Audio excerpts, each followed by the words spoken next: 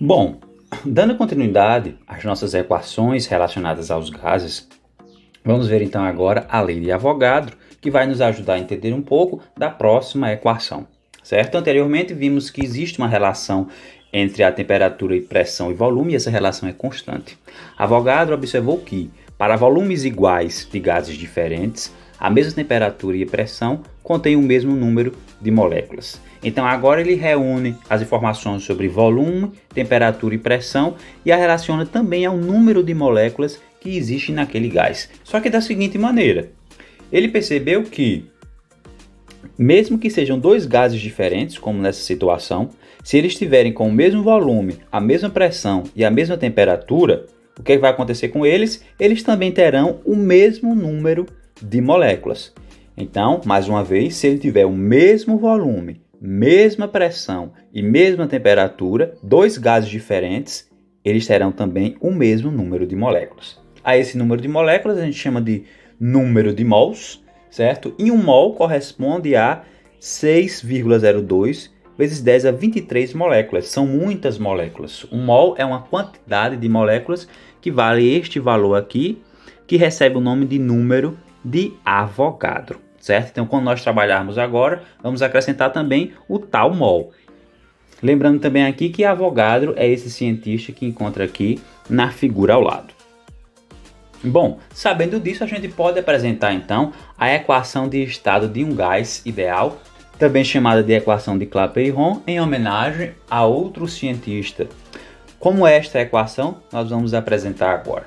A gente viu anteriormente que P vezes V sobre T, como está escrito aqui, ele era uma constante, não foi isso? Só que essa constante, segundo Avogadro, é diretamente proporcional também ao número de moléculas que existe naquele gás, certo? Então, nós adicionamos dentro da equação agora o valor de N e precisamos também de uma constante de proporcionalidade, que no caso é o nosso R. Vamos ver então o que significa cada uma dessas coisas. Lembrando que aqui eu posso escrever a equação desse jeito, certo? Ou posso escrever dessa outra daqui, que é a forma mais comum de se aparecer. O que significa cada uma das coisas? Nós já vimos antes PV e T, que representa pressão, volume e temperatura. Mas agora nós temos uma nova grandeza, que é o valor de N, chamado de número de mols, a quantidade de matéria, a quantidade de moléculas daquele gás. E nós vamos ter também a constante de proporcionalidade, que nós chamamos de R, que é a constante universal dos gases, que dentro do SI, do Sistema Internacional de Medidas, vale 0,082 atm vezes litro por mol Kelvin.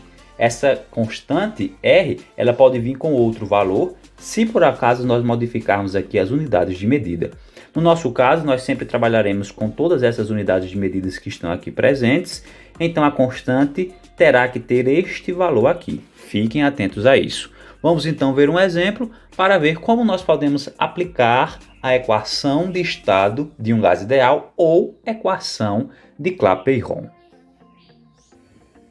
Dando continuidade então aqui ao nosso exercício, nós vamos então fazer o que a questão está pedindo, também retirando os dados da questão. Diz assim, calcule em que temperatura, então já queremos saber quem?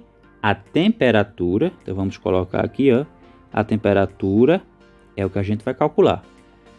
Em que temperatura 2,5 mols, toda vez que aparecer essa palavra mols, já sabe que refere-se ao número de mols que a gente chama N, que nesse caso é 2,5. De um gás devem permanecer sob pressão de 1,64 atm. Claramente isso daqui é o valor da pressão, 1,64 atm, quando ocupar o volume de 50 litros. Então aqui o volume é 50 litros. Foi dado então aqui o valor da constante para os gases perfeitos, os gases ideais, que é de 0,082 atm vezes litro barra mol vezes Kelvin. Bom, porque nesse caso daqui eu não coloquei T1, P1, V1 ou 2? Porque a gente observa que só existe um valor para cada grandeza. Claramente, quando a questão for desse tipo, está se referindo a um caso de equação para os gases perfeitos E, além disso, a gente sabe que nesta equação aparece o número de mols, que não aparece em nenhuma outra das que nós vimos anteriormente, e aparece a constante geral também para os gases. Se nós já temos aqui os dados, observamos que todos são compatíveis, o que a gente deve fazer então? A gente deve colocar dentro da fórmula. Qual é a fórmula? PV é igual a N RT, certo? Só é substituir então aí dentro dessa fórmula, que é o que a gente vai fazer agora. O valor de P é 1,64, o valor de V é 50, N vale 2,5, R vale 0,082. E o T que nós vamos encontrar, deixa ele aí. Bom, aqui é simplesmente agora matemática. Pega uma calculadora, no nosso caso daqui não tem nenhum problema, resolva e veja aí quanto dá. Fazendo isso de forma correta, nós obteremos para essa primeira multiplicação de 1,64 vezes 50 o valor de 82. Agora aqui multiplicando esses números, e nós obtemos 2,05 T. Não é isso? O que é que devemos fazer então agora? Podemos trocar aí os lados da equação. Vai ficar menos 2,05T, que é igual a menos 82. Multiplica aí os dois lados por menos 1. Então, obtenho 2,05T, que é igual a 82. Lembrando que, quando eu multiplico por menos 1, todos os valores trocam de final.